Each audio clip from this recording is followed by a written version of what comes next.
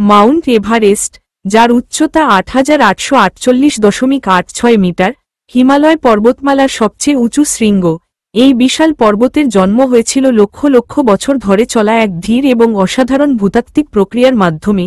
ভারতীয় এবং ইউরেশিয়ান প্লেটের সংঘর্ষ আজ থেকে প্রায় ৭০ মিলিয়ন বছর আগে। পৃথিবীর ভূত্বক বিভিন্ন বিশাল খণ্ডে বিভক্ত ছিল, যাদেরকে বলা হয় টেকটনিক প্লেট। সেই সময় যা উত্তর দিকে ধীরে ধীরে সরে আসছিল। অন্যদিকে ইউরেশিয়ান প্লেট, যার উপর এশিয়া মহাদেশ অবস্থিত, তার জায়গায় স্থির ছিল। যখন ভারতীয় প্লেটটি প্রতি বছর প্রায় ১৫ সেন্টিমিটার করে উত্তর দিকে এগোচ্ছিল, তখন এটি প্রায় ৫০ মিলিয়ন বছর আগে ইউরেশিয়ান প্লেটের সাথে সংঘর্ষে লিপ্ত হয়। এই সংঘর্ষটি ছিল অত্যন্ত শক্তিশালী এবং এর ফলস্বরূপ এক অভূতপূর্ব পরিবর্তন ঘটে। থিটিস সাগরের বিলুপ্তি। ভারতীয় এবং ইউরেশিয়ান প্লেটের মাঝখানে এক বিশাল সমুদ্র ছিল, যার নাম ছিল থিটিস সাগর। এই সাগরের তলদেশে প্রচুর পরিমাণে পল্ল, সেডিমেন্টস, জমা হয়েছিল।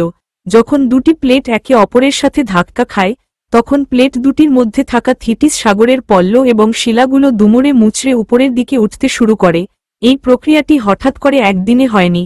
লক্ষ লক্ষ বছর ধরে এই দুটি প্লেটের সংঘর্ষ চলতে থাকে এবং এর ফলে মাটির নিচের স্তরের শিলাগুলো ভাঁজ হয়ে উপরের দিকে উঠে আসে।